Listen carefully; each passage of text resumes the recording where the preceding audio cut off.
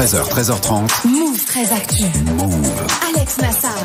Les gossip hop de Move 13 Actu, les infos hip-hop du jour servis avec salade, tomate, oignon, parce que le vendredi, Guérin, tu reviens sur la semaine du rap game en France et dans le monde. C'est le bilan. Le temps passé, beaucoup de choses ont changé. Qui aurait pu s'imaginer que le temps serait si vite écoulé? On fait le bilan.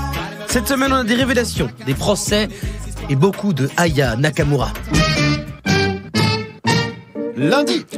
Aux États-Unis, une maison s'est effondrée pendant une fête étudiante. La police mène l'enquête, mais sur Internet, le coupable, c'est Chief Keef. Vu que les gens dansaient sur un de ses sons avant que tout s'écroule, c'est toujours pareil. Quand on ne peut pas accuser Daesh, on accuse le rap. En France, on se fait même plus chier, on mélange le rap et Daesh et on dit c'est de la faute de Médine.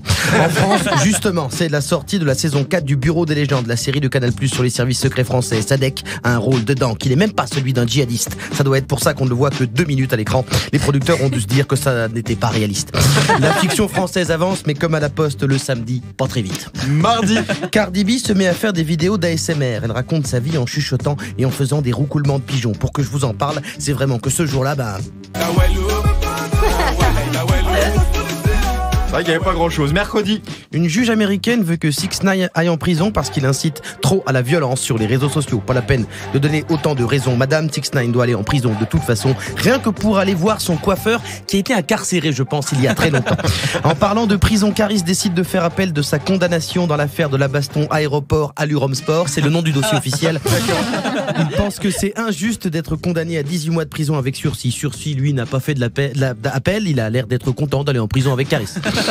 Jeudi. Aya Nakamura explique les paroles de Jaja sur Canal+. C'est vraiment des vieux qui regardent Canal+, parce que la street avait compris depuis longtemps. Nicki Minaj est poursuivie pour plagiat par la chanteuse Tracy Chapman. Le manager de Nicki dit elle n'a pas pompé, elle voulait rendre hommage. Nicki Minaj dit qu'elle ne sait pas qui est Tracy Chapman. La défense est tellement nulle, on dirait un club français en Coupe d'Europe. Et en plus, la rumeur semble se confirmer. Nicki Minaj serait enceinte et pas de n'importe qui, de Quavo, du groupe Migos, le cousin de Offset, qui est le mari de son ennemi juré, Cardi B. Oh là là. Si elles passent Noël ensemble, elles vont s'envoyer des loups-boutins par-dessus la dinde. Merci d'en faire une série. Vendredi. Puff Daddy affirme que les Noirs ne peuvent pas avoir peur des clowns. En même temps, si on suit les clichés, nous, on a peur des magiciens, des chiens, de l'eau, de la viande saignante et de la police. Si t'ajoutes les clowns, on est foutu.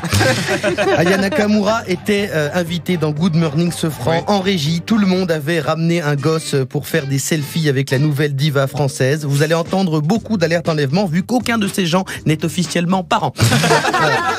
Ils assumaient juste pas de faire un selfie avec Aya à 28 ans. Rendez les enfants maintenant. Ce qui conclut une bonne semaine de merde, mais la prochaine sera bien pire.